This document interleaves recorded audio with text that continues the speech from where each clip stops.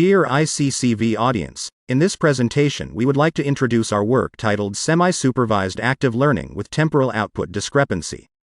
The authors come from Baidu Research, Austin Peay State University, and Styling AI. In nowadays, large-scale annotated data are critical to the success of modern deep learning models. However, the annotated data is often highly expensive to obtain. Researchers propose the concept of active learning, which aims to interactively query a human annotator to annotate a small proportion of informative samples in an unlabeled dataset.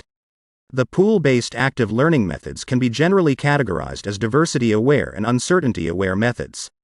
The diversity-aware methods select a set of diverse samples that best represents the dataset distribution. The uncertainty-aware methods aims to select the most uncertain samples in the context of the training model. The method proposed in our work also falls into the category of uncertainty-aware active learning.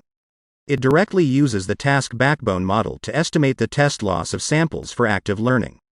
The core of active learning is the selection strategy of unlabeled samples. However, measuring the sample loss of a given neural network, when the label of the sample is unavailable, is a challenge problem.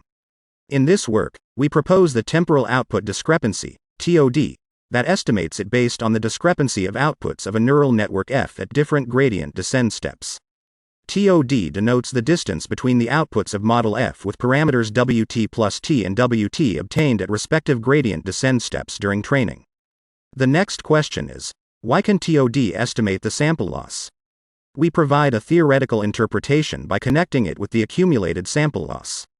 In Theorem 1, we use Taylor expansion to rewrite TOD as the function of the sample loss and the gradient norm of model F. By letting the gradient norm term be upper bounded by a constant c, we write corollary 2 where TOD is a lower bound of the square root of accumulated sample loss during t gradient descent steps. When t is fixed, TOD can effectively estimate the loss of sample x. We further develop an unlabeled data sampling strategy, named Cyclic Output Discrepancy, COD, for active learning. COD estimates the sample loss by measuring the distance of model outputs between two consecutive active learning cycles. The COD-based data sampling strategy can find samples of large loss in an unlabeled pool. Given COD for every sample in an unlabeled pool, we select the top B samples with the largest COD values. Then, we let human oracles annotate the selected samples. The newly annotated samples are added to the labeled pool for the next active learning cycle. The below figure verifies the consistency between COD and the real test loss. COD shows a similar trend with the real loss, and they are both decreasing along with the active learning cycles.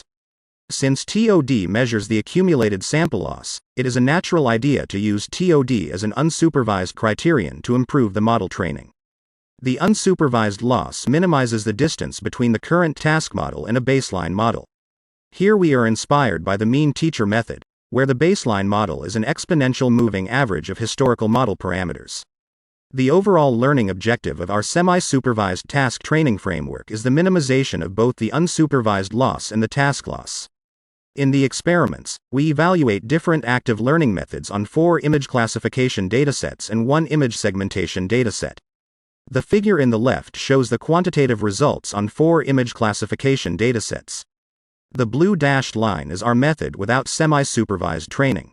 The blue solid line is our method with semi-supervised training. Without using the semi-supervised training, our method shows competitive or better performance than the other baselines. The figure also tells that the semi-supervised training can further improve active learning performance. The table in the right compares the efficiency of different active learning sampling strategies by evaluating the time taken for one active sampling iteration. On all 3 datasets, COD is faster than the other baselines. The computation of COD only relies on the task model, without using extra learnable models, such as the adversarial network used in VAAL, or the loss prediction module used in LL4AL.